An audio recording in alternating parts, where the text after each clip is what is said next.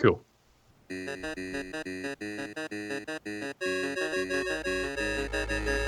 Get ready to kick off your week with Weeksauce. And if you enjoy this show, find more podcasts like it over at amove.tv.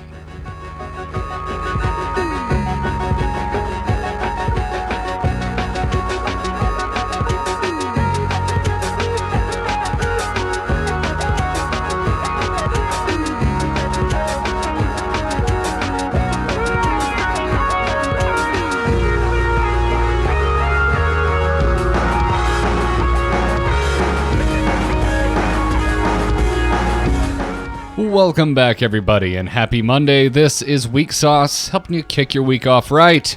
Good morning, Kyle and Kristen. Good morning. Good morning. How are you both today? Doing well. Doing super well. Thanks for having me on again. Thanks for coming back. We're going to talk about visual novels on Steam today being under attack, and I was like, oh, I hope Kristen's free today, because I don't play them. I might have some opinions on the topic. Awesome. Freaking awesome. So, are we all recovering from a weekend of raising just so much money for Make-A-Wish? Yes. Is that sarcasm? Don't think about corporate donations, it wasn't sarcasm. It was me not trying to hide my smugness. Be like, oh, I'm just so exhausted after raising all of this money for children. Oh, okay. I thought you were like regretting the fact that you're not some CEO when a tax write-off a couple million. I mean, we did what we could, man.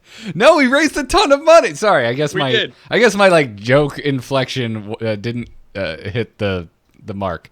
But yeah, dude, we all three of us were a part of the Heroes Charity Brawl this weekend. If you're not familiar with that, 10 mostly Heroes podcasters get together and play really wacky modes of Heroes of the Storm for 5 hours straight to raise money for the Make-A-Wish Foundation. This is our third year doing it. We did it again this year, and we raised over $5,000. We did, and all of it, we were $500 away at the end. And Garrett, you are the man of honor because you, sir, your hatred of Monkey Brightwing is what got those kids that final 500.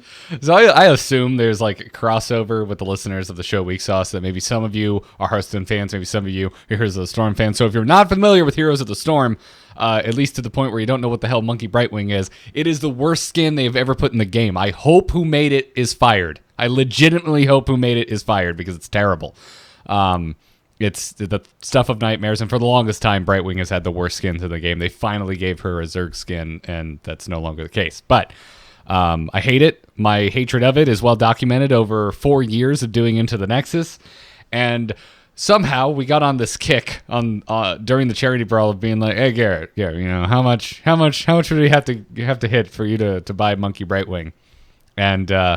And I ended with like, "Hey man, we've stalled like 500 shy of our goal, and it's not moving very much. So it's gonna take $500 to hit our goal for me to buy Monkey Brightwing." And somebody who made their name Monkey Brightwing made a $500 donation. And you can check my Twitter. You can go watch the stream for proof that I am now the proud owner of a Monkey Brightwing skin. Beautiful. Yeah. For the kids. It is for the kids. And also, and with all sincerity, I would like to thank everyone who donated to the Heroes Charity Brawl, not just for helping kids, but for giving me a reason to like the Monkey Brightwing skin, because now it has a very positive connection for me. I mean, that's the problem with the World of Warcraft pets, right? They're already adorable. They're not actually sacrificing anything for those kids. Oh, you're saying that you're not giving anything up by buying an adorable pet? Exactly. That they actually need to make the most hideous things possible, that you're parting with your money and it feels like a sacrifice. Exactly, the burden for the children. For the children. Well, by the way, you can still donate. If this is your first time hearing about it, if you're like, oh, damn it, I didn't know this was going on, you can go to heroescharitybrawl.net right now and make a donation. And since it was made while we weren't streaming, it looks like the most recent donation was from my brother. Oh, that's awesome. Yeah. I talked to my parents this morning. They're like, we put in a donation. We used your brother's name. My mom was so excited when she heard about this over the weekend. And yeah, it looks like the most recent donation is by one Chase Weinzerl. So this is definitely the sort of, the military honors and other sorts of things that my parents understand. I can say that, we just upgraded the studio. We have a great mixer, 2 fancy mics finally. And my mom's like, oh, and we did a charity event this weekend. Oh, Yep. That's the thing, right? That's the thing you can. It's that and like weird public appearances. Like oh no, I'm going to be interviewed on this thing, and they're like, yeah, yay. I understand that. That's like Carson Daly. Yeah, but your day to day, that doesn't work so well. Not the best translation. Hey, you even pulled the whole thing off sick, man. I think that's a true sacrifice for the kids. Dude, oh God, I was so slammed all last week because I got back from traveling, and Saturday, like around 6 a.m, I started waking up. I sleep in like crazy on the weekends. Like 11 a.m. is my goal, and I probably woke up 5 times just because like my gland was swelling up, and I was like, oh, God damn it, no, you piece of shit, not today.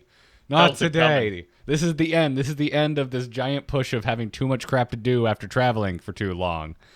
And I just hats off to Katie. She babied me on Saturday. Like babied my butt. It was really nice. Kyle or Kristen, I'm not asking Kyle. Is Kyle a total baby when he's sick? Does he just like regress to a 5-year-old that needs like a lot of care? Kyle the script. What do I say?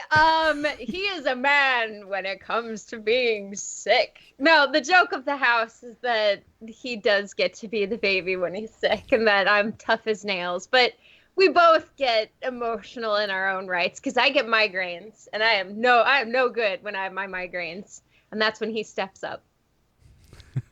That's good. Yeah, because I'll admit it, I'm a total wimp when I'm sick. I just go down. It's like blankets and tea all day.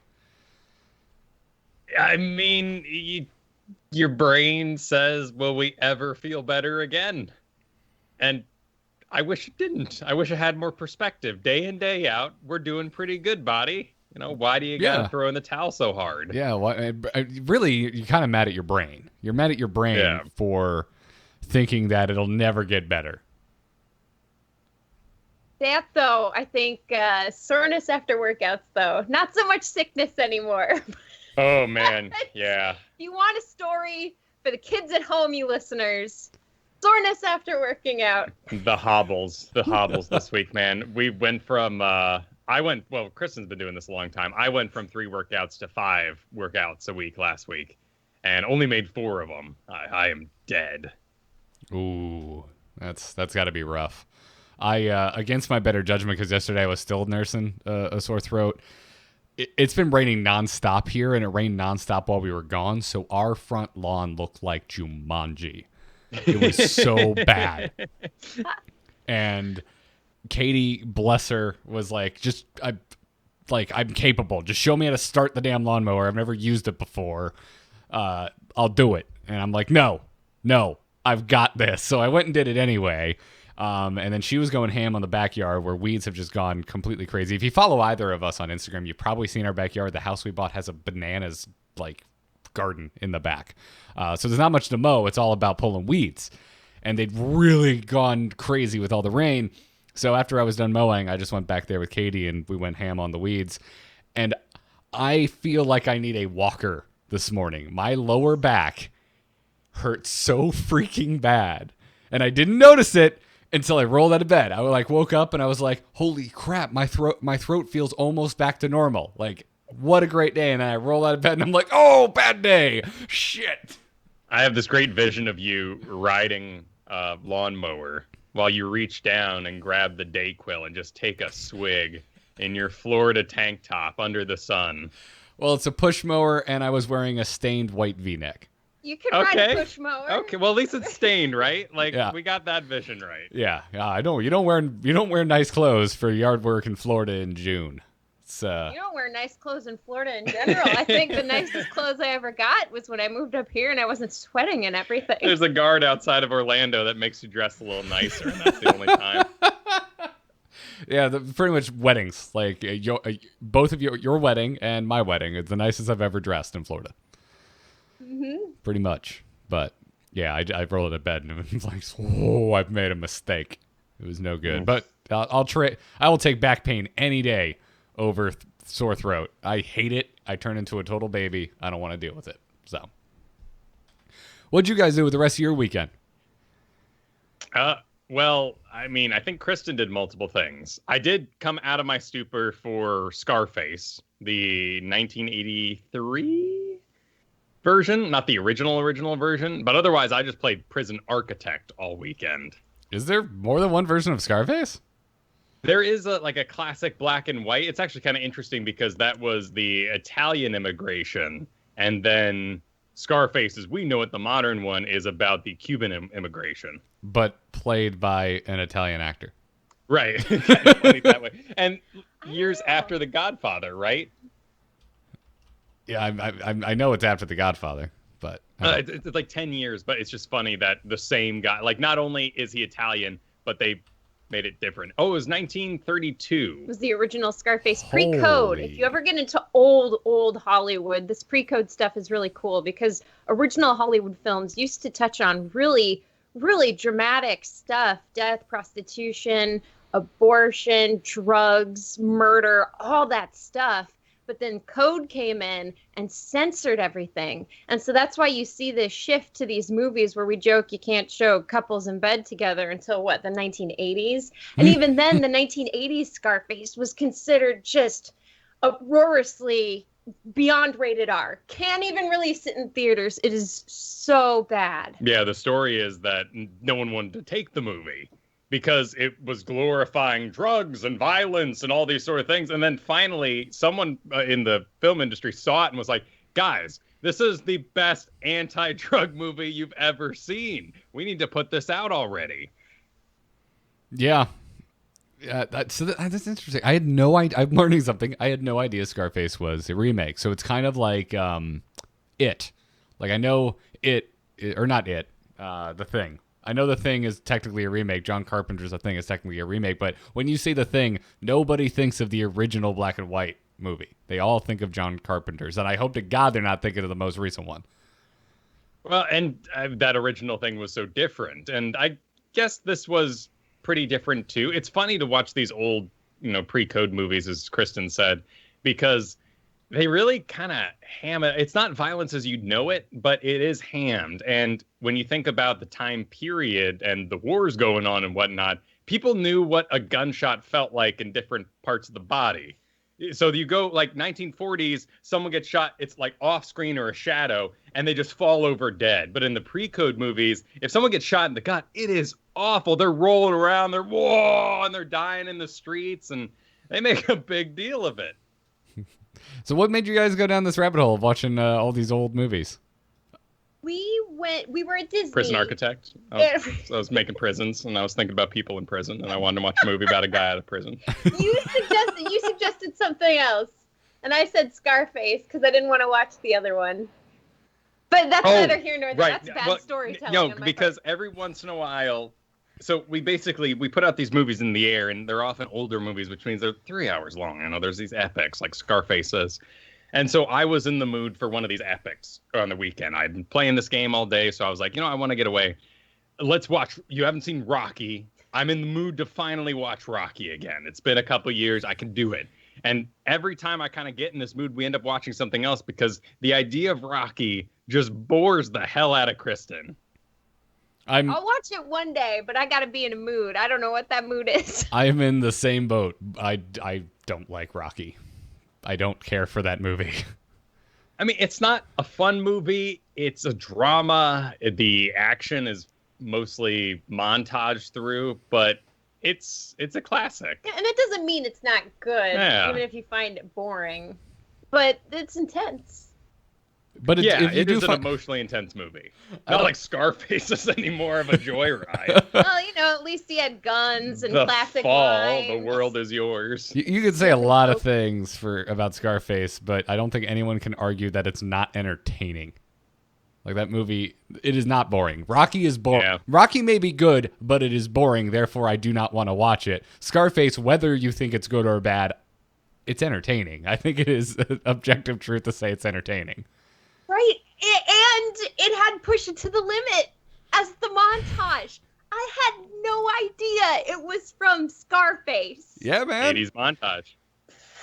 Did either of you play Vice City? Because Vice City is just, I want to make a Scarface game, but I don't want to get the license. Oh, I didn't know that. I remember Scarface, The World Is Yours video game. Oh, yeah. Oh, my God. I remember the ads for that. That thing was all over the place. They would not stop advertising that stupid game.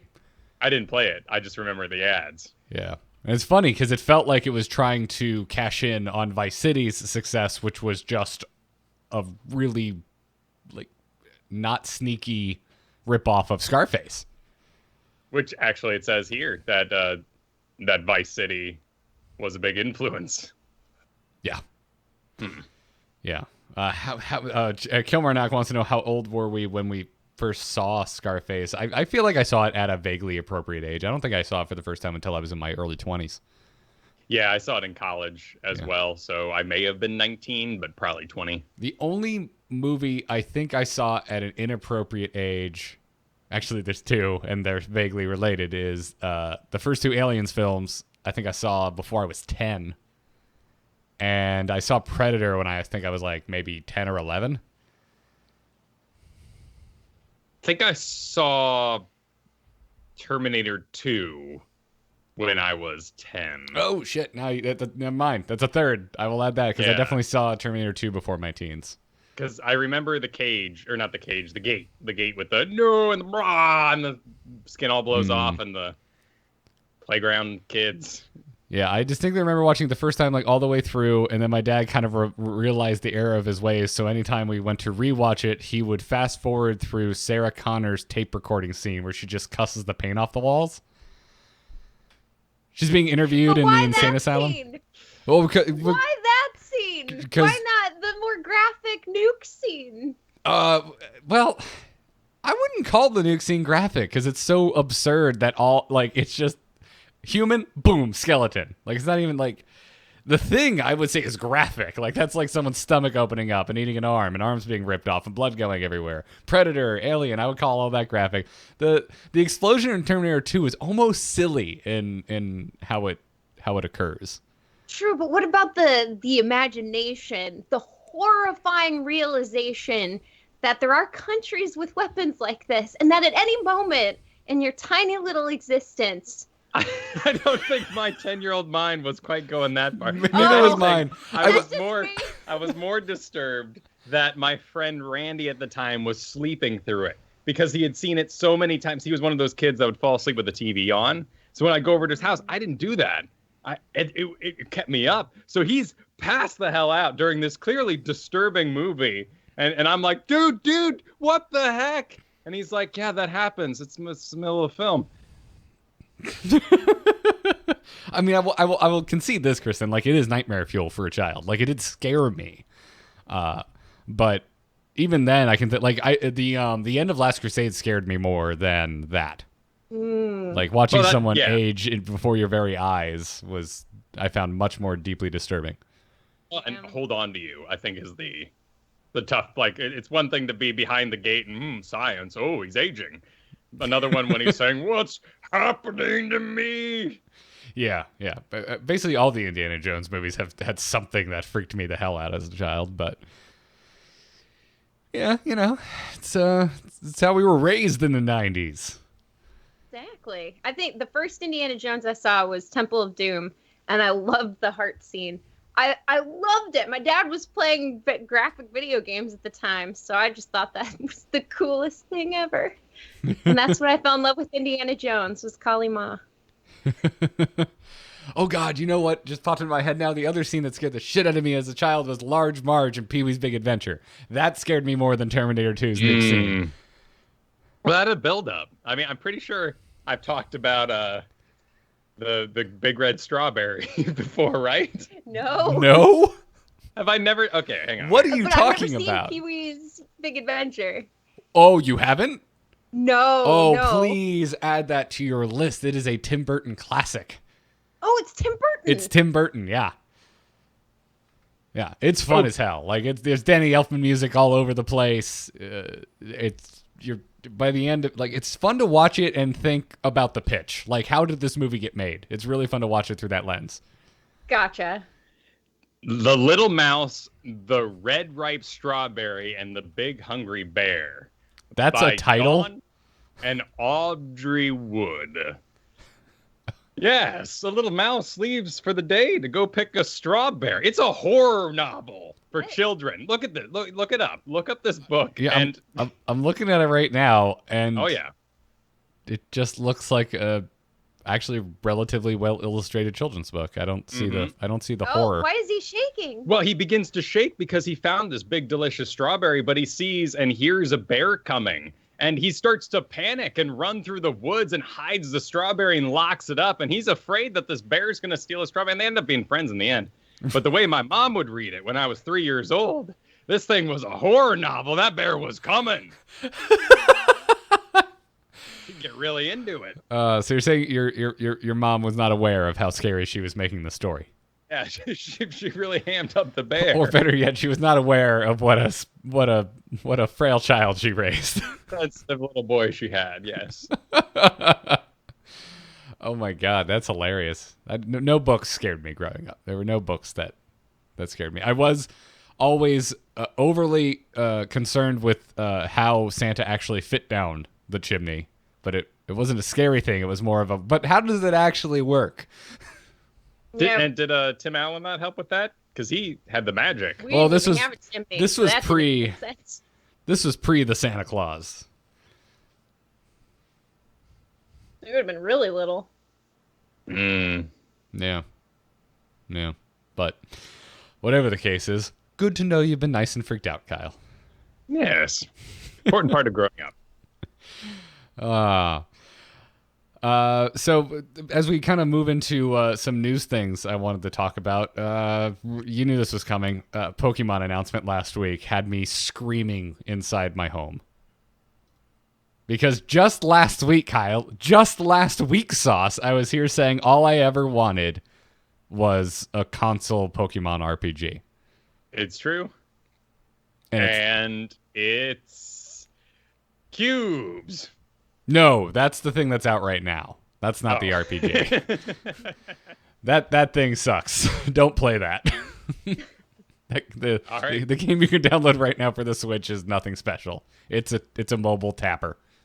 I mean, it looks like an ad for Minecraft. Well, Minecraft. Certainly, the Labo is done in the same style. Yeah, that's what the hell is that game called? I don't even remember. The one where they're all cubey. But the one that's Let's Go Pikachu or Let's Go Eevee is straight up old school red, blue, yellow Kanto map. But it's got all the new dudes in it, yeah? No, it's the original 150 Pokemon. It's the Kanto map. If you choose Eevee, you start with Eevee. If you choose Pokemon or Pikachu, you start with Pikachu. So no Squirtle, Bulbasaur, or Charmander. That's kind of the only big change. And my understanding is that the capture mechanics are the Pokemon Go, the mobile game capture mechanics, but the battle system is the honest-to-God Pokemon battle system. That's what I didn't see in the ad. I didn't see a straight-up turn-based select the thingy. Yeah, they just showed a couple of attacks, like attack animations going off, but they didn't show the menu system. And I've looked high and low and cannot find any UI, like screenshots of the UI. But multiple reports say that it's the RPG battle system when you're fighting other trainers, just not when you're fighting wild Pokemon. Gotcha. Yeah, they're really into the motion Pokeball business. But kids love that stuff. They do, and it's so much fun. It's straight up out of Go, and Go is excruciatingly popular. Still? Yeah, it's still pretty healthy, dude. I mean, it's not the craze that it was before. I'm not going to my local park and seeing 20 other people swiping on their damn phones. But I still see kids playing at the local mall. There's still meetups. Like, I see them popping up on Facebook all the time, and apparently they still get close to 100 people showing up for these things. Interesting. Yeah, it's still doing. How has your Switch been in general? My Switch overall, dude, I love it. It's such a great piece of hardware. I recently borrowed Odyssey from my brother because he beat it, Mario Odyssey. That game is fun. That game is really freaking fun. I've been playing it before I go to bed because it doesn't keep me up at night like Hearthstone does. Wait, you transfer your Pokemon Go to the game? There's some interconnectivity between Go and the game. I don't personally know exactly how it works because I don't honestly care. Do you actually use the Pokeball? I heard rumor you use the Pokeball. They're going to sell a Pokeball controller. And it also comes with a clip, and it has like a walk sensor, and you can choose one Pokemon to put in it, and when you walk around, it does something. I don't know what. No way. But I have to have it. Oh my goodness. Yeah, maybe daycares them or something. I have What to. was it called? Look at this. It was Pokemon Daycare. That was a thing in the original Yeah. Pokemon. Yep. Yeah, the little circle in the center is the joystick. Oh, so it's not just a button that they're just slamming over and over again. No, There's you can straight up play the game. You can play the game just by holding the Pokeball. It has a couple buttons on the back, and it has a fully functional joystick. That's cute. What are your thoughts on the commercial when the chick pulls out her Pokeball and she just starts shaking it around? My thoughts are... with your friends just shaking balls. My thoughts are... Nintendo, man. It's Nintendo. Teach kids some, I don't know, Oh my life God. lessons. Meet up with your friends and you shake balls. The best part about being in podcasting, particularly in the sort of World of Warcraft spheres, is you know how far people can take these things. And I met people playing Pokemon Go during the height, and the number of eggs and warmers and just madness that I can't wait to be going to the park and seeing some guy with 20 of these things on his belt in order to get him leveled up.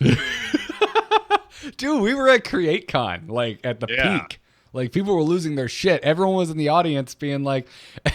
I think during one of the panels, someone's like, hey, there's a side duck over by the fountain. And people who were not from places with water were like, holy shit, I need the side duck. But, yeah. Pokemon's fun, man. I enjoy me some Pokemon, and I'm buying this day one. Pikachu, not Eevee. Screw Eevee. Yeah, but screw Pikachu as well. What the heck? I like Where's Pikachu. Where's my fire type? Well, the Eevee is, I guess, all is types. she? So would you have to get all the way to the shopping town to buy a stone for your Whoa, Eevee? Shut up, website. Sorry, GameSpot is yelling at me while I'm on the website. So if this is original 150, Eevee would only have a water, electric, or fire form. Oh, Right, but you'd have to get a stone for it, wouldn't you? unless you do it naturally, right? Aren't there candies No, too? I don't And then think in the you can. cartoon, you could do it. Pikachu didn't want to be leveled up with a stone. Remember? Right. Remember, he could have turned into a Raichu, but he didn't want to. So what do you do in your Pokemon? Is your Pokemon going to have a personality? Is it going to tell you no? They when it never doesn't said wanna- no in the original game. it did in yellow. In yellow, you could not evolve your Pikachu. They never said no. Yeah. The only way to evolve Eevees or Pikachus are with stones. There's no other way to do it. Really? Yeah. Huh. Yeah, but there were certain I don't know about Eevee because I never ran an Eevee or an Eevee evolution, but I remember with Pikachu, because I did run a Raichu, that if you wanted to learn some of his agility attacks, you had to level Pikachu up before evolving, or he couldn't learn those attacks. That's a cool mechanic. And this brings me to another question. How are people into lore with Pokemon? Is it a thing at all? I'm sure it is. It is not for me. Yeah, because it seems like every game kind of goes back to this earlier transition, but then there's the show and then all the other games. So what's the official lore on Pokemon? Stones or no stones? Well, so something that might help, because you've never played through a full Pokemon, right? I started, and then I kept walking through the grass and finding bats or caterpies, and I was done. Yeah. I was done. In general, anything kind of roguelike, I think, is like, nope, I'm out for Kristen. So No, it's the turn-based. the turn-based, It's the turn-based. yeah, it is very antiquated for sure. Pokemon is the only turn-based RPG I've ever enjoyed. Yeah, and the collection system is great. I think if I were younger and I had tried it, I would have been into it. But by the time I tried it, I'd already done the grinding and WoW and had my big grinding base Well, games. and sometimes you can only have one game you're grinding at a time. Mhm. Otherwise, it can be too much and work or games start feeling like work. But something that might help you out is that Mewtwo is an experiment. Yes. He's made by scientists. And he's got telekinetic powers. Right. Yes.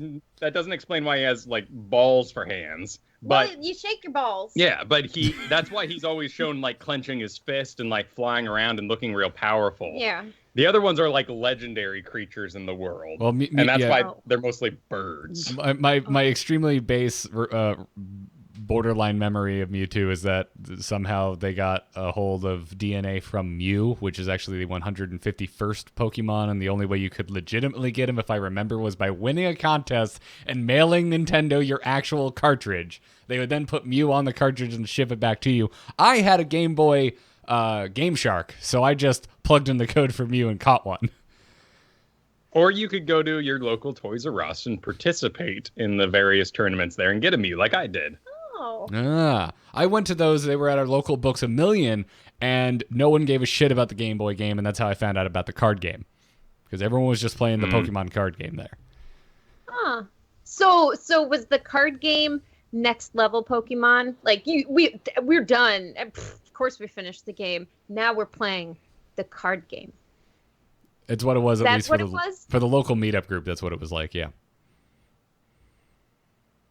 Yeah, that's a good question, actually, because it's tough to say. That was my first card game. I had seen kids playing Magic before, but it's not easy. It's not an easy game, and the resource management's kind of complex because you attach.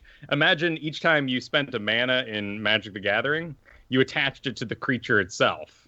So it was actually really difficult, and I don't know why it was so popular compared to the video game, which you assume would just be easier to pick up. Maybe it's the sense of ownership that, or maybe the luck, right? That these friends with, less strategy experience, less grinding experience can go out and buy a random pack and have a better deck. Were there color-coded Pokemon card game gangs around your school? What divided the card game sharks? I mean, they did come out with like Team Rocket sets eventually, but that just meant kids spent too much and they were into it past the point that I was. Yeah, I only played during the original classic set. I had some of the Team Rocket cards, but they were Japanese, because the cool thing back when there was only one set was to get the Japanese cards because the expansions were already out in Japan. That's pretty neat. Okay, cool. So there's the break then. Were they also tinfoil coated or? Yeah, well, yes, tinfoil, holographic. They Yeah. Special collection. There were in Japanese. Yeah, no, it had hollow cards. I still have somewhere a hollow Team Rocket Charizard, which was like the best card I ever cracked. I forget what that actual set was called. Are those technically stronger than the other cards? Could you say in a game, even though the numbers are the same on this card as its American non-hollow counterpart, it's still stronger? No, I mean, they had different stats, and usually, like, the Team Rocket ones. So your normal Charizard would do, like, flame something or other, flame strike, and it would deal damage. Whereas the Team Rocket one did more damage, but it also hurt himself a little bit, because he's evil, or he was trained bad. So he's like Kylo Ren punching his wound. Yeah, exactly. Yeah, Exactly. I'm trying to see if there's like a year on this. It looks like it was just called Team Rocket. It originally released in Japan in '97. It didn't come to the States until 2000. Wow. That is a long time. Holy I didn't think crap. Pokemon language was that hard to translate. I thought it was pretty... Well, remember, too, there's, like, no internet. Oh my god, I found the card. Okay. I actually never knew what this card was called in English. It was called Dark Charizard. He had 80 hit points, and he had two abilities, either Nail Flick for 1 colorless or Continuous Fireball for 2 red. Nail flick? Nail flick. So just It just says Nice. 10 damage. Yeah. Normal attacks were always lame, which is why I had perhaps hinted at that Eevee's lame. Oh. Because she's normal. Until she evolves, because Pikachu Right. gets one tree of evolution. Well, Pikachu's, I mean, they've all got, like, most Pokemon get normal attacks, like a Scratch or a tackle. Yeah. Oh. Yeah. Screech. Yep. Which suck when you get paralyzed because they're basically useless attacks at that point. Oh no. So tackle, does that then go into a grapple kind of a thing, or is No. it just they knock you down? It's like the most basic of attacks. It's just it lands and does a set amount of damage, and and then it doesn't have any type of effect associated with it. So it's or not effect, but like damage type. So it's not water, it's not electric, it's not psychic. It is just normal, and it can't ever be like super effective, but it also can't be like ineffective unless you're paralyzed. And I think there's something that happens with it flying Pokemon as well, but I don't remember exactly. Okay, so what I'm hearing is that we have Pokemon card game to thank for the armor types in Heroes of the Storm. Oh, I was talking. Basic damage. I'm back into the Game Boy game now. Oh, well, we have the Game Boy game then to thank for the different armor types. I'll just say Base yes. Damage. With no knowledge of where it actually came from in Heroes of the Storm in terms of development, I will just say yes. Okay. Yeah, I do wonder, because we had poison, paralyze, sleep. I mean, you had your usual status effects that would stop you from having fun. When are we getting the Pokemon game in Heroes of the Storm, guys? What are your predictions? The pet collection game? Yes. Just do it with the sprays. You want a spray collecting game? It's already there. Just collect all the sprays, Kyle. Yeah, the loot boxes are are you walking through the grass? Do you get all commons? Do you run into a common Caterpie? Or do you run into that legendary Mew? I don't like the Pokeball. You don't like the Pokeball? I don't like the Pokeball. Do you like the Pokeball, I don't trust Garrett? the Pokeball. I like the Pokeball. I want one on my hand, like my messenger bag at BlizzCon. You know, getting steps. Not on your belt? Isn't there some sort of law? No. His messenger belt would get more momentum because it'd be swinging back and forth. Okay. It'd get more steps.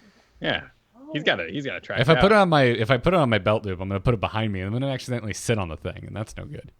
What you can do is strap it between your legs using your suspender goth pants, and then that thing would have maximum momentum whenever you walk. That's not. Oh, you're talking about bondage pants. I thought you were going with. They're called bondage pants? Yes. I think. Yeah, with the two straps crossing between basically the knees in an X pattern. Those are called. I know exactly what you're talking those about. are called but I had bondage no idea. pants. So could you tighten the straps to actually make it bond to something? I They mean, were usually not adjustable. I mean, I never used it for that purpose, but you could just keep wrapping it around yourself until it was tight. Okay. I'm not sure why you would want to. Bondage, right? Get bondage pants? I mean, isn't that how it goes? There's no kink shaming here on Weeksauce. Whatever. It's an accepting. Exactly. Whatever gets you going. Whatever you're into. Speaking of whatever you're into, is this a segue, Garrett? It is now. Yeah. So I talked at the top of the show that I was all excited about you coming on because I was reading that sexy Steam games are under attack, Kristen. Dude, I saw this and I read the article and I was impressed with how big this article was. But I mean, do you want to give the rundown kind of what's going on? Well, yeah, I think the reason, I mean, we're referencing a PC Gamer article. If you want to read it in full, the title is As Sexual Content on Steam is Threatened, Developers Look Elsewhere. Again, over on PC Gamer. But I think it's so detailed because at the end of the day, it's really easy to be like, oh, sexy Steam games and like laugh about it and think about it as a jokey thing. But there are people who build these games that sell these games and livelihoods are selling these games. So that's kind of what's rad about this PC Gamer article is it takes it seriously and it just reports on it as a piece of news. But anyway, I'll just read an excerpt here. To quote PC Gamer, they said, in May, several developers and publishers said that Valve informed them their games would be removed from Steam unless sexual content was censored. Less than a day later, Valve walked back the notices, issuing an apology to the developers involved for causing confusion and telling them to disregard the initial emails. Even so, the move sparked outrage in the visual novel community. And I know you were on while I was gone, Kristen, but the last time you were on, and I was on as well, you had a lot to say about visual novels. You had just recently completed, I believe, 3 visual novels on Steam. Yes, I had.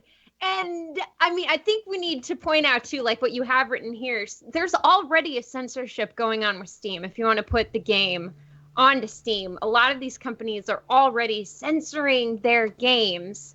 And it says in the article, too, that a lot of the developers in their notes will then tell the people who bought the games how to unlock all of the uncensored stuff, just in case you don't want it. So I think it's strange that... why, Valve? There's so much money. Sex sells. There's no ifs, ands, or buts about it. Well, there's some buts about it. Yeah, lots of buts about it. So many buts. So many buts. But so why, Valve?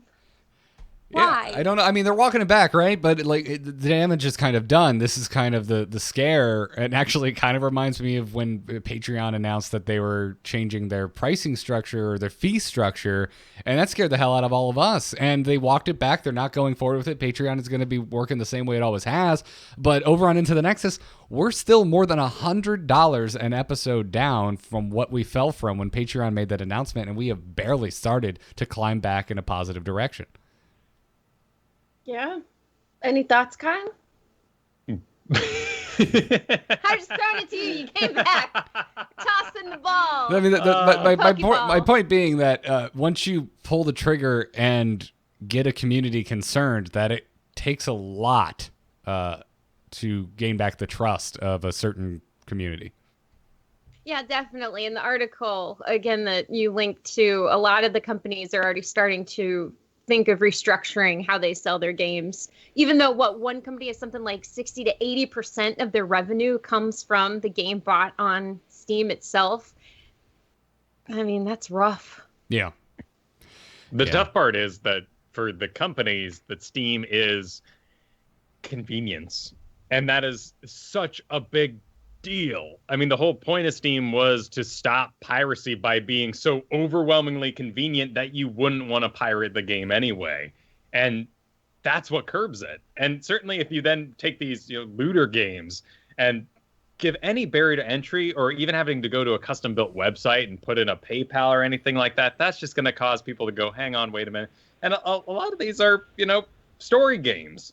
They're not entirely sexual content. Now, some of them are like puzzle games where you just shoot off clothes, and that's the whole thing. Okay. Yeah, what's the harm in shooting off clothes? I guess you're not exactly, you're not making a piece of art in that sake, I guess. And I can see why the backlash would be stronger against something along those lines. I mean, are you seeing...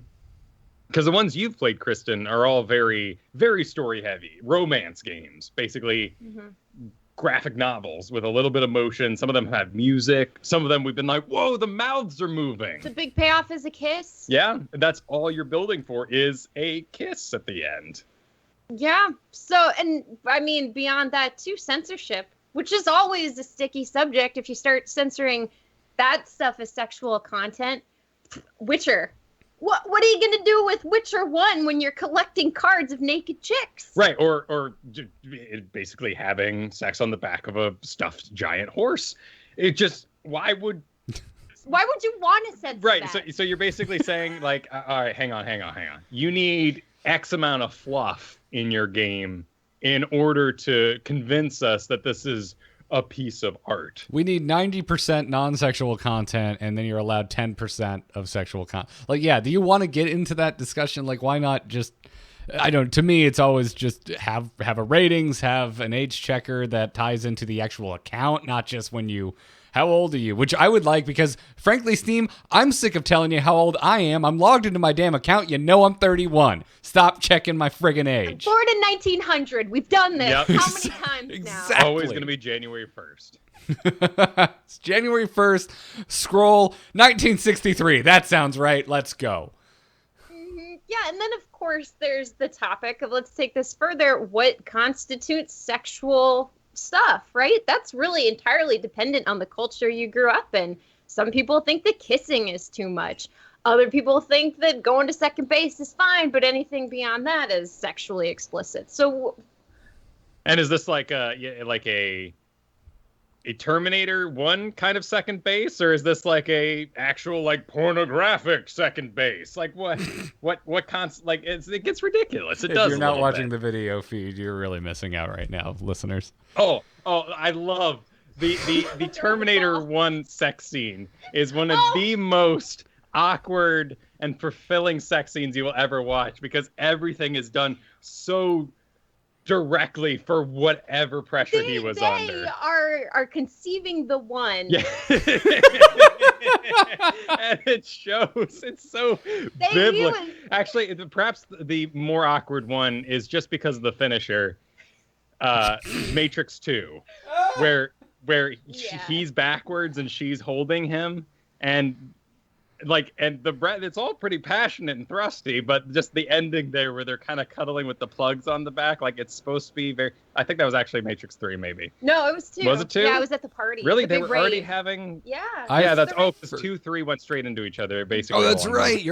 I completely forgot there was a sex scene in the Matrix. You're right. It's during the rave in Zion. It's after the Zion. Hear me. They heard him. And Keanu's like, "Yeah, I'm horny. I'm gonna go to my personal cave now." Which, they stole the chairs from time to time. They stole chairs? So they steal the chairs. Yeah. What? They built the chair for it. No. Listen, you have a dimension you can go to where you can do anything you want. Oh. And he's like, yeah. "Yo, Trinity, I'm horny. Let's go to our real world room and have sex." Yeah.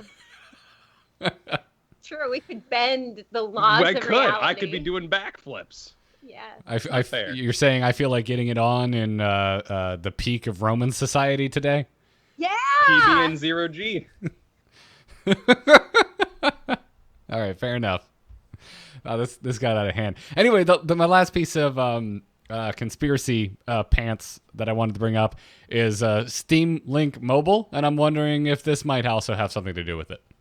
This is actually really an interesting battle, as Steam wants to get on Apple, and there's a lot of Apple users that are like, "Apple, stop. I bought your product so I could play my Steam games in bed as I was promised years ago. And you're still stopping it because," and the words I heard is because it is a app selling service, trying to go through an app selling service. It's a conflict of interest. Apple doesn't want to host a service that then sells other apps. It's complete bullshit, though, because I can read my Kindle books on there. I can go on Comixology and I can read my comics on there. I just have to buy my Kindle books. I have to buy my Comixology comics outside of it, but their app then allows me to access my library. Like, the fact that is the only line that is dividing buying shit outside of Apple is stupid. Well, what if you want to buy Kingdom Rush, Garrett? What about Kingdom Rush?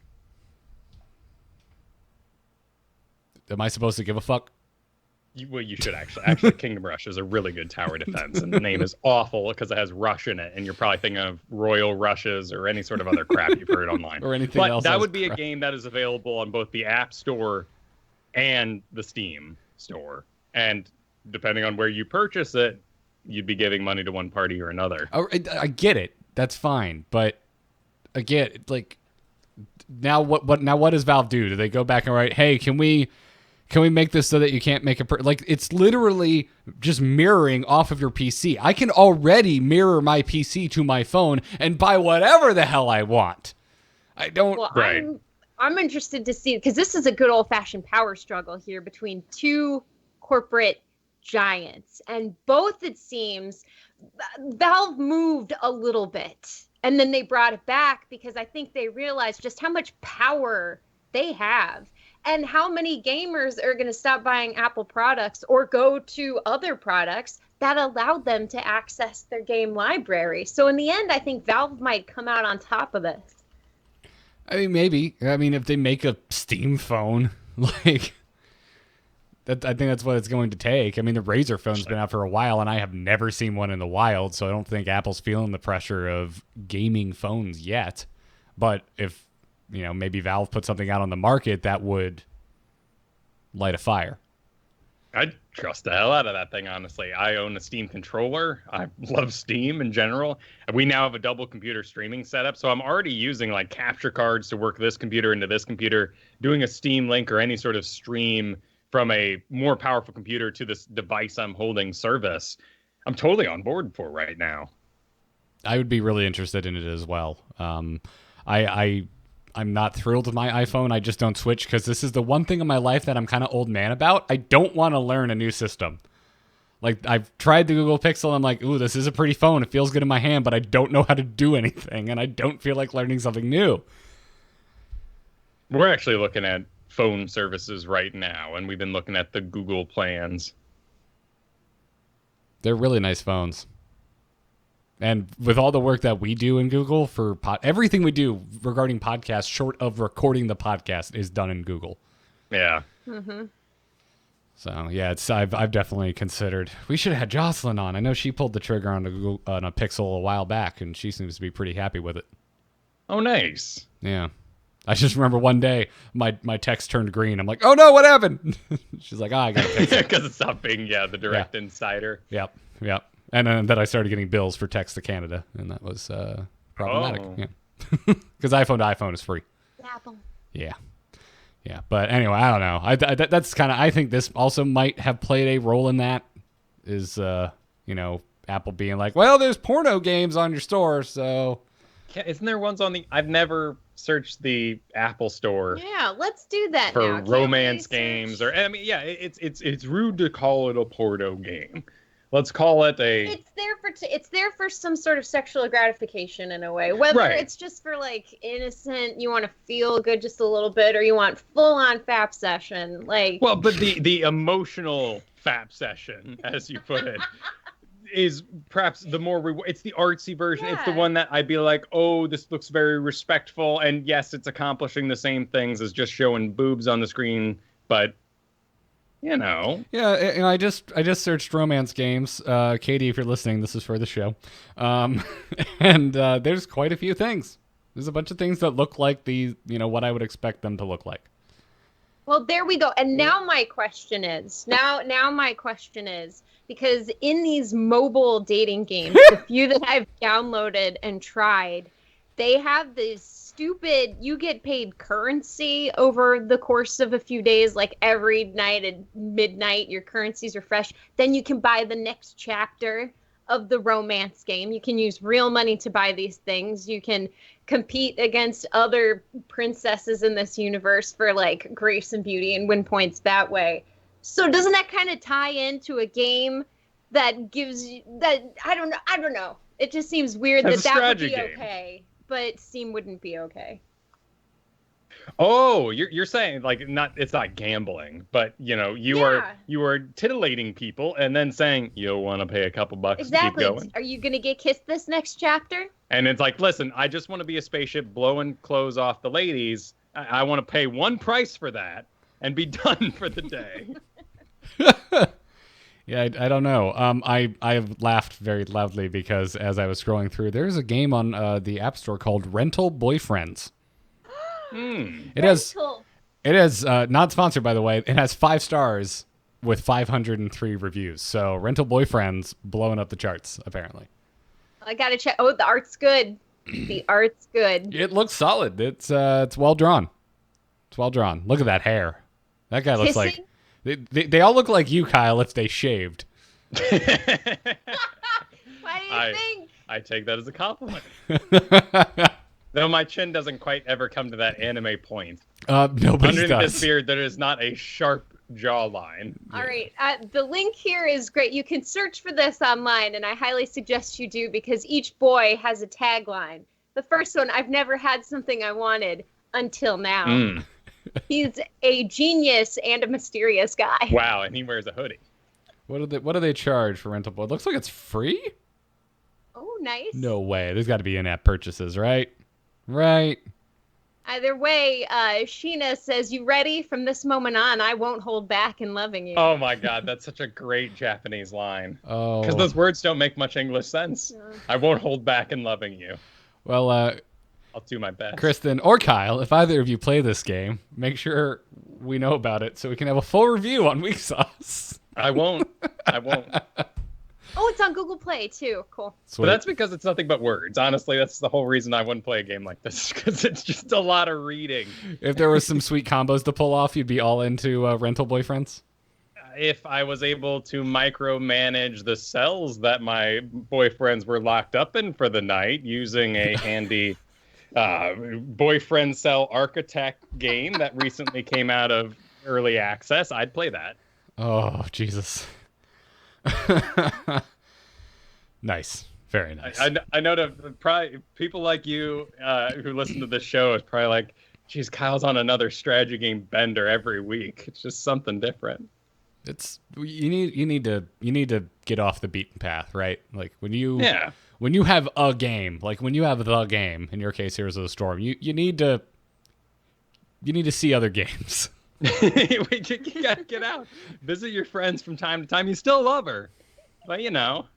Yeah, but anyways, Steam, calm down on the sex games, and Apple, stop being a dick to Steam. I want Steam Link on my phone, please, and thank you.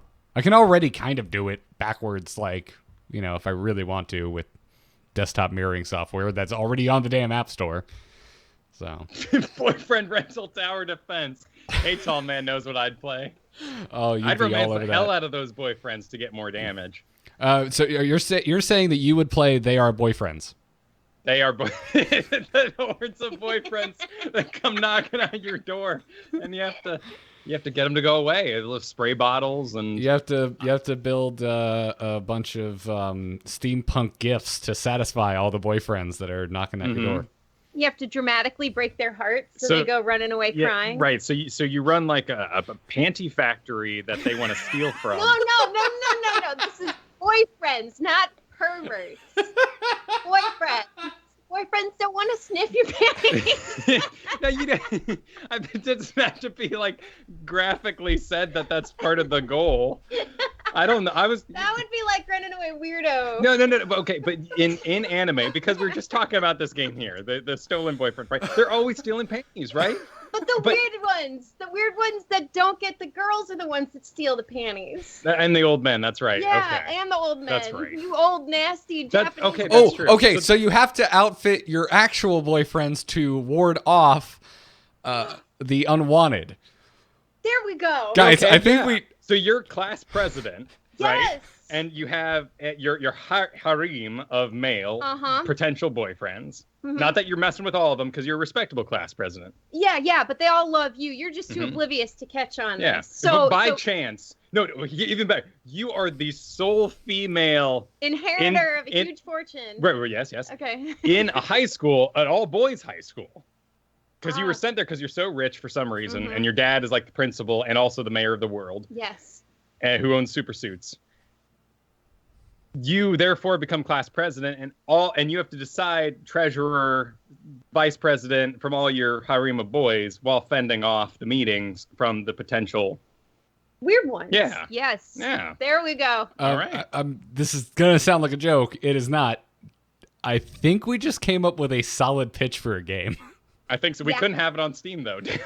No, we could. They walked it back. We won't get it in the Apple Store then. What's your reward for finishing a chapter, though? Right? What's your how chaste? Well, no. First, does this go? Sexier armor for your boyfriend. Duh. What is it with your boyfriend? Sexier armor for your boyfriend. Yeah. I like it. Yeah. Or a date. Maybe. No. Maybe. Sexier Could the armor. boyfriends be the towers? Could this be a world where boyfriends are giant, and you actually put them at like four corners of your fortress? Well, we call it like They're buffs. level high, and you are in the central school, and then they go to towers. So you have some sort of farm game where you go on the dates, right? And that's where you like pop the balloons or and collect that the makes gold. them stronger. Their buffs are stronger on those towers. And then come the next day, the school time, bell rings, crickets, and the trains go by, right? It's all anime. It's all. They go to their towers and defend the school because, class vice president, all that sort of thing. Yeah. I like it. Who knows how to code a video game? Oh, man. Wonderful. Well, shall we take some questions and wrap up? Because there's just no way to segue from this. This was too perfect. This is so much better than I thought it was going to be. This whole conversation. Oh, Jesus. If you want to write in, amovetv@gmail.com is where you can send emails to Weeksauce, or you can just tweet at us at Garrett Art, at Kyle Ferguson, at Kristen Ashton _. Cool. Got it. I remembered it. Anyway, at Spree Wald Fuchs writes in and says, at Garrett for Weeksauce, how does the Switch hold up as only a handheld? I don't have a TV, but I really want to have a console. Switch a good buy for that? ? Yes, a million times yes. I actually play it more as a handheld than in docked mode. Also, if you have a monitor, man, it's HDMI. You could just put the dock into your monitor if you want to kick back and relax. I'd be very surprised if a lot of nerds are currently sporting multi-actual TVs that they've bought in the past couple of years. It's the piece of tech in the house I have the least interest in upgrading. Yeah. I mean, we have one. It's a decent size, but I bought this thing back in 2010. Like, it's an old HD TV. So it actually, it's Wi-Fi. It's because you have like a tablet that comes with the console, and then you take your little controllers and you slide them out, and then you slide them onto the side of the screen. Well, it's not It's not Wi-Fi. I mean, the connection to the internet is Wi-Fi, but that's it. Wait, the little TV is running the entire game? Huh? What are you talking? How is that Wi-Fi? No. Where's the graphics coming from? The actual screen itself is also the console. The processor, all the bits are in there. And so when you dock it, all the dock is doing is charging it, and there's an HDMI out in the dock sending it to your television. That makes a lot more sense. I was wondering how people were playing video games. The games actually perform better on just the handheld itself because it runs at a lower resolution than it would going to your television. Oh, that makes sense. Yeah. Now, you get better performance out of handheld mode. It's how I play the Switch the majority. I have not played Odyssey on the television yet. I have only played it handheld. It's also a really good excuse to play Nintendo games with headphones, and their soundtracks just kick ass. I've been seeing a lot of jokes that are slightly unrelated here, but thinking handheld games in the evening. Is laptops are lighting on fire for Hearthstone? Hearthstones get taxing all of a sudden? This is news to me. I've just been seeing a lot of jokes about like grilling hot dogs on top of your laptop while playing Hearthstone. But you can always grill hot dogs on top of your laptop. Yeah, no matter what you do, like you're gonna grill hot dogs. I bricked a MacBook Pro in college from raiding. Well, that's World of Warcraft, right? Like I had my camera pointed at the ground with all my sound off to try to lessen the load. Yeah, I don't know. Yeah, no, but I love the Switch. And I'm not a Nintendo fanboy by any means. But that it is, of all the consoles out, it is the most impressive piece of hardware. Like, it just works. It's freaking Nintendo, man. Like, they know how to build something that feels great in your hands. That they do. What was the look at the camera there, Kristen? Well, it's the visual comedy aspect. You got to back up. Well, it worked. It worked. It was successful. All right, this one's around the table. True Villain Manny asks, what was your first gamertag screen name or alias, and what inspired it? Okay, we're going anime middle school with AIM Messenger. Hitori no Tenshi, An Angel's Loneliness. Wait, whoa. Are those both the same thing? Yeah, it's the translation. It means Angel's Loneliness? Yeah. Where'd you get that? I made it up. Oh, I was sick. really big into Escaflowne at the time. Sick. Did your angel have one wing or two? No, it was Vaughn from Escaflowne. It had 2 wings. Yeah. They were white. I never got to go to that other world, but you know, a teenage girl can dream. Yeah. An angel's loneliness. Yep, I wasn't actually lonely at all. I was a very happy child, but you know, it was pretty extreme. Yep. Kyle? Trying to think of if I had one before BattleNet, but I think it was just night 3. The word night, like nighttime, and then a point, a period, and the number 3. I think I wanted to just be night, but I had to have a 3 or something. That's all I got. Night was taken. Night 1 and 2 were taken. I don't know why I did that. I know why I did Night Scythe later on, because I was combining Night Point 3 and Death Scythe, my favorite Gundam, into Night Scythe, but I misspelled Scythe, and I didn't know for 10 years that I misspelled Scythe. I think my Dead Journal account was Death Scythe. Nice. Dead Journal. Yeah, because Dead Journal. Live Journal was too. That was for the cool kids. Mm-hmm. I had so many names. I know I had Death Scythe. I know I had Vegeta something at some point. The one I kept for the longest time was Saint Jimmy, which is a Green Day song. But that yeah. But Lash just put up that clip of Starcast in episode 173, and you were still Saint on the screen. Oh shit, you're right. Yeah, we were still using handles then. And then we realized that we hate them in esports, so we're gonna stop using them, and we have lost that battle, Kyle. No, yeah, it's moved on without us, but I still think it's a good battle to fight. I think it is too. It's stupid. Stop using handles. Well, it's only going to get weirder as we get older, too, and a bit more crusty and bald and everything. And we're like, hey, welcome to the 20th whatever of whatevers, and it's going down. I'm your boy. Donkey Puncher. And with my co-host, Return of the... Dog Sucker. Yes. Welcome to the 20th Overwatch League with Donkey Puncher and Dog Sucker. We're going to have a fine game today. So at what age does it become funny again, though, right? Because you have to imagine once you hit a certain oldness level, going by a tag is funny again. Because then you're the gaming grandma or gaming grandpa. That's when they'll stop doing it, is when it would finally be entertaining, as opposed to, why are you trying so hard to get this taken seriously and you're calling people by their dumbass handles? Also, it's going to get litigious, because someone's going to be like Coca-Cola, and Coca-Cola is going to be like, fuck you, where's our millions of dollars? That's true. That's true. I don't know. It grinds my gears so hard every time I think about it. I'm just like, you try so hard to be cool to the point where I am put off of esports because I want it to be goofy and homegrown again, but you're still using handles. Yeah, it's tough for the ones we love, the ones that have been with us for a long, long time, because they are those names to us, and I wouldn't want them to change, you know? I guess that's a fair point, but like I feel like the crossover is probably not very much. Like, to me, I'm like, yeah, I grew up with StarCraft, so like Flash is just Flash. But who watching Overwatch League is like, I want to be the next Flash? I don't think anyone is having that thought. Well, and I think it gets really weird when we talk about it. It's one thing to like try to, acclimatize people to esports, be like, hey, sit down, watch this, check it out, how cool it is. And then there's that barrier to entry.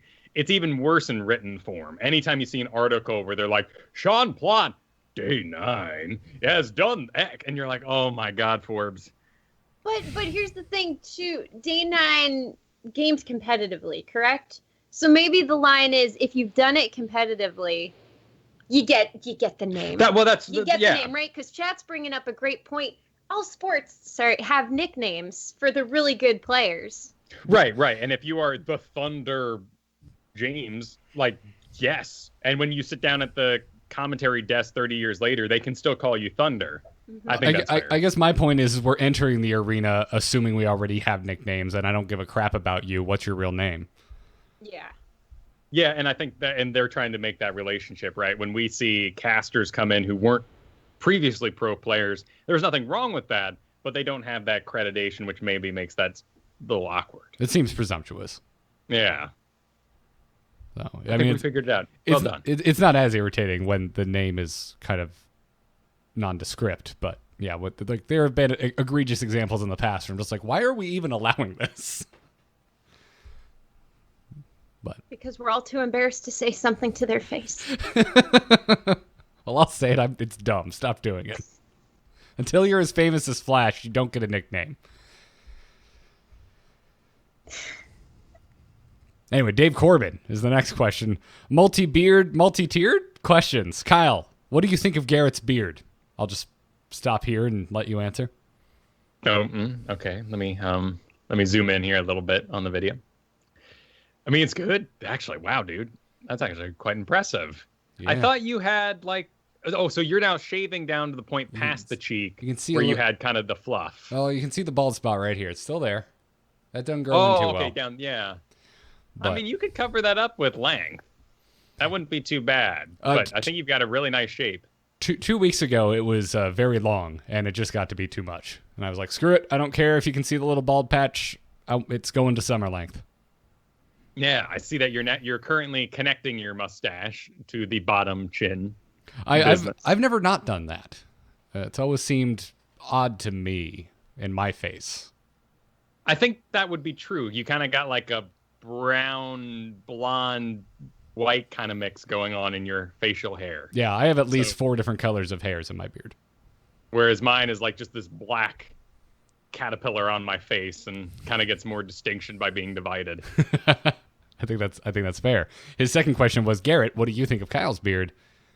And yeah, I like it. You groom it in a way that I don't know how to pull it off myself. And I've always personally been like, oh, I will never have an overly groomed beard, but you pull it off, and it looks effortless. But it just works. I don't know what it is. Somehow you've managed to do this without looking like Abraham Lincoln. I didn't think about that. I'm flattered. He is handsomely hideous. Yeah. Chat room's right. You shave the cheek more than I do. I don't really shave my cheek at all. This is kind of naturally where it comes up to, with the exception of like 5 to 7 random hairs that grow out of the like middle of my cheekbone. Those get shaved the F off. Sure. It's like my face wants to do the Wolverine, but can't quite commit. It's sad. And then Dave Corbin's final question. Kristen, would you grow a full beard if you could? Yes, absolutely. I've got genes. I would be able to grow facial hair. And all of the most epic things in Europe would be named after it. Black Forest, I think, this morning I came up with. I would want the Black Forest to be named after, and I would just let it go. I mean, it would be huge. But yes, I've always wanted facial hair. As a man, not a woman. I wouldn't want to start growing one now. That'd be weird. Not just once, you just like 1 month you can just be like, and I am the bearded Kristen, and then just never do it again. No. If that were to happen, I'd want to be a dude for a month. Okay. And not a little dude, not a 5'2" skinny dude. I'd want to transform into a beast of a man. Just huge muscles, full hair. Be great. Yeah. You know what we need right now? We need Dunk Train. Yes. Dunk Train needs to be here. His beard is magnificent. It is. Like we've hung out with him in person multiple times now, and it's just like I don't know how you take care of a beard that long and make it look that nice, and that like it has a nice shine to it. It's like impeccably kept. Fertilize it, right? Moisturize it.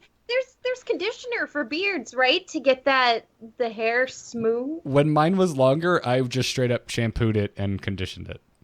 Because I would get dry skin if I didn't. So really? Since 30,000 BC, apparently there is evidence of shaving using clamshells. Oh my god! They cut. Oh man, could you imagine the razor burn? Yeah, I mean, I honestly am always kind of fascinated by the thought of what we'd all look like as cavemen if we just let the hair go wild. But I guess not. 30,000 years ago? Yeah. I mean, if I'm thinking of myself living in the climate that I'm currently living in, no, it's just too damn hot and muggy. You got to cut that shit off. Oh, yeah. Alexander the Great was shaven. Yeah, there's lots of beard-free statues in history. Yeah, I'm going to call 300 historically accurate. I don't know how their chests were that hairless. Well, now, Garrett, some chests don't grow hair. Mine included. Yeah. Well, I have a feeling Spartans were hairy. Naturally. Probably. I'm very proud of it. I would think so, yeah. Yeah. But there you go, Dave Corbin. There's our takes on everybody's beards. Final question today. Babylon Redeemer wants to know, any thoughts going into E3?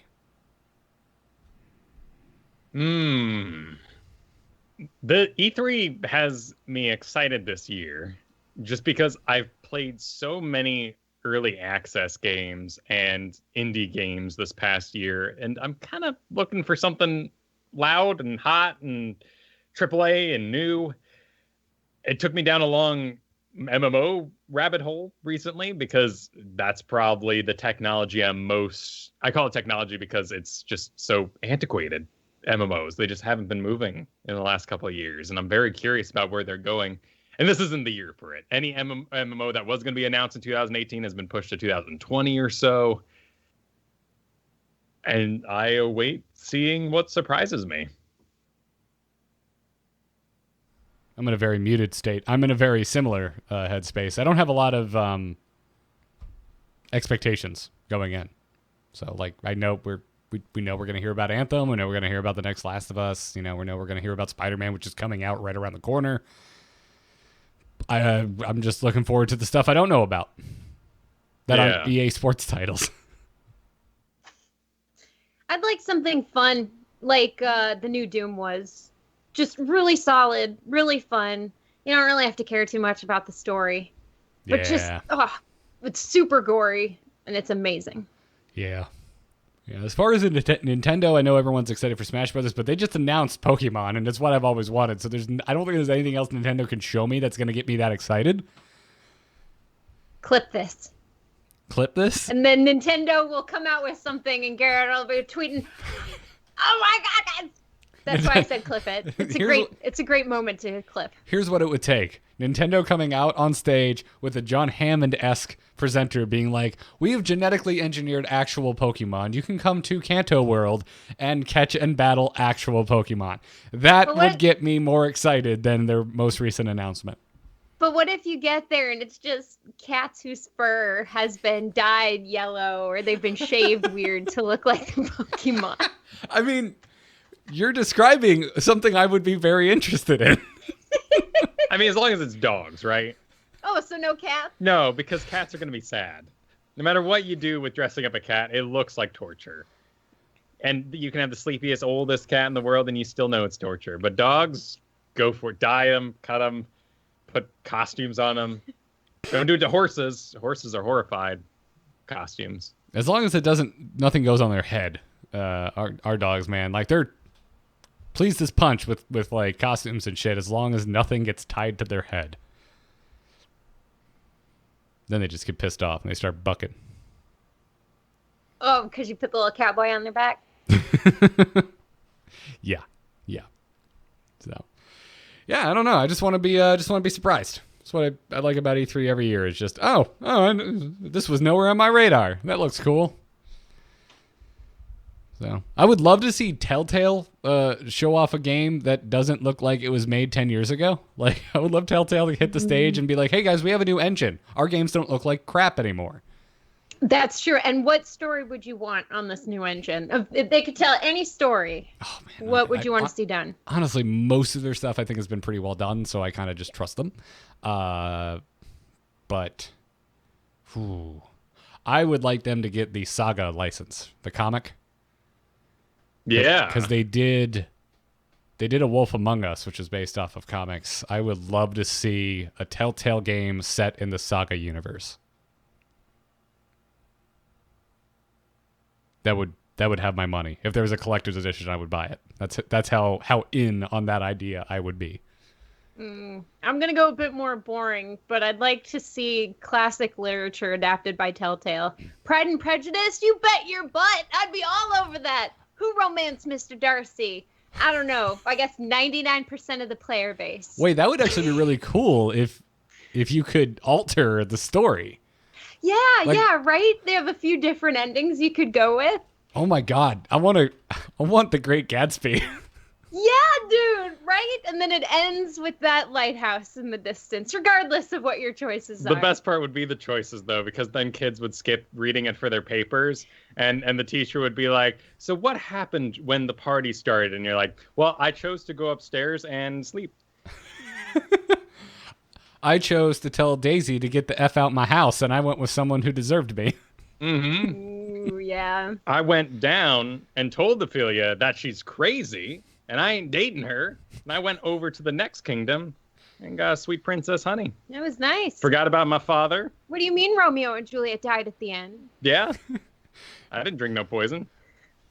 Yeah, no, I conspired with Juliet, and we poisoned both our families, and now we're living rich off their inheritance. Uh-huh, we took over this Italian town, and we are gods among people. We Gods realized among what our peasants. families never saw, which was that if we worked together, we could rule the world. Thank you. It just turns into a version of Scarface.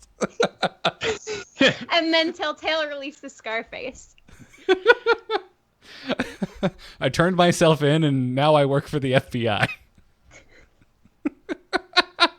Oh my! This could be a segment on the show.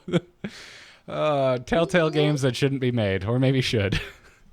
Oh, absolutely should. Absolutely. Old Man in the Sea, Telltale. There's no way to make that interesting. I choose not to tie my marlin to the side of the boat. I put it in, I rip it into pieces, put it in the boat. Come get me, sharks. I fist fight the sharks. Could that be? I punch it square in the nose and it goes away. Yeah. That's only if you spent your daily income on going to the gym earlier and not going out on dates. Yeah, and not walking the beach popping jellyfish. Right. With the boot heels. Wait, we're adding RPG elements into a Telltale game now? Well, I thought it was dating. Oh, I got confused. It could be a dating... Well, Telltale needs to do a dating sim. They would be great. Is that the moral of the story for Old Man in the Sea? If he had just had a girlfriend, he wouldn't have went out on that sea, and he would have been fine. I'm not saying, but I'm saying. This is great. Thank you, Babylon Redeemer, for that question that went in a direction I'm sure you didn't expect.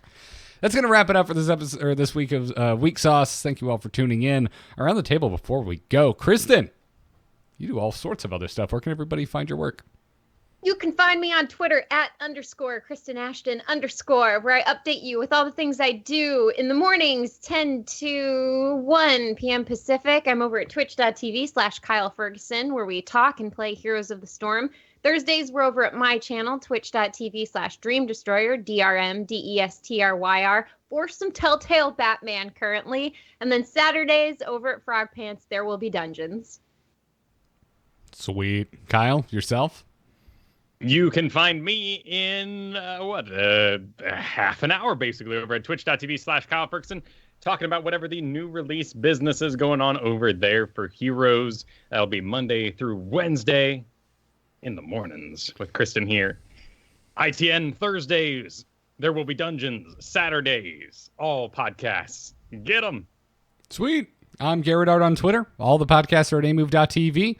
Angry Chicken's coming tomorrow. Embrace the Spoilers Westworld will be going up very soon.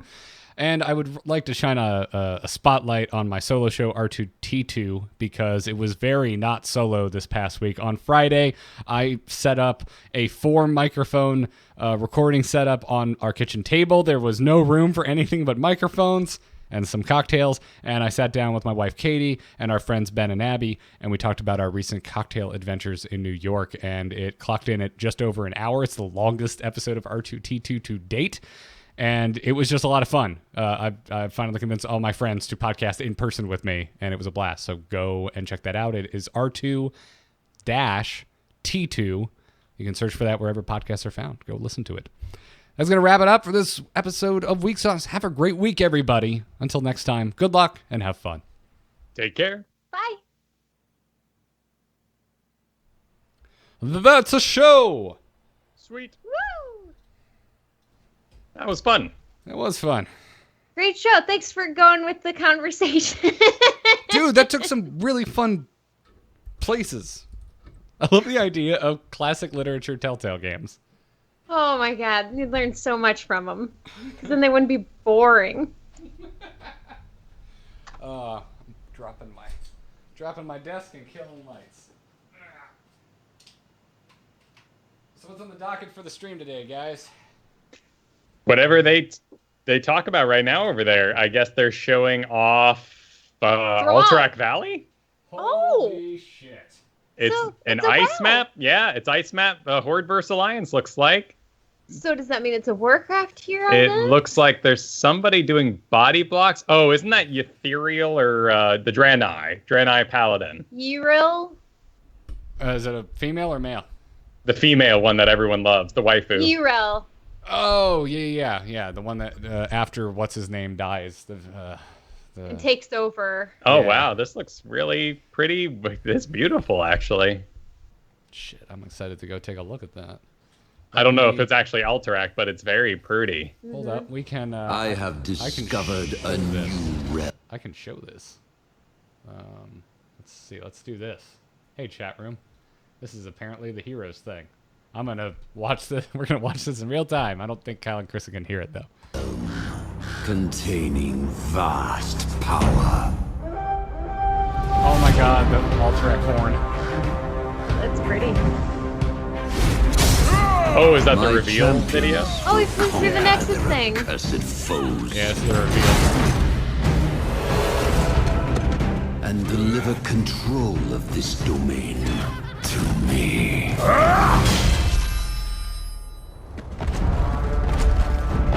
Oh, wow. That middle lane is handsome. Wait, so is Ariel gonna get the Res Angel skin now? Wait, was that Junkrat in a... Yeah, it's Junkrat's in a goblin skin. Oh, okay, so you summon the boss? Soon there will be order. Oh my God, Spirit of Resurrection, Ariel. I need it. Oh, that's... Dude, that looks amazing. So good. So Dwarf Murder. Echoes. Yeah, they got like classic skins for Thrall, it looks like, or maybe that's Garrosh. Oh. Oh no, yeah. they have Thrall, Rhaegar, and Garrosh in this game. So, and then Junkrat's in a goblin skin. Dude, these new skins look great. Yeah. Oh my God, here. female Orc Johanna. Really? Oh my God, sign me up for this. Zug. Oh, I'm buying. This is just money that doesn't belong to me anymore. Oh wow, huh? Are those hyenas? They might be gnolls. Oh, gnolls, yeah. Yeah, gnolls. Gnolls are hyenas, basically. Yeah. You're not wrong. In the Pride Lands. They have Grand Marshal and High Warlord skins for Varian and Garrosh. Hmm. That's so good.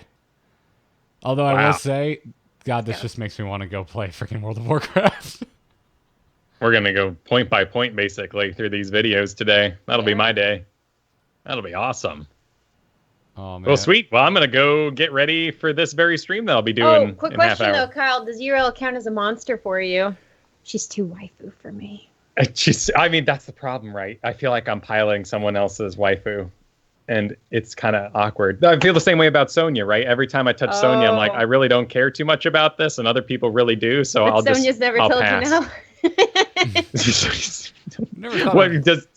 I never thought of Sonya as waifu. Hey, anything can be a waifu as long as you pick one, man. You only get one. All right, Sylvanas. There we Okay. go. She's good. All right, mess up your folks, life, dude. stream's going down. Make sure you tune in to twitch.tv/Kyle Ferguson, where he and Kristen will be talking about these videos very shortly.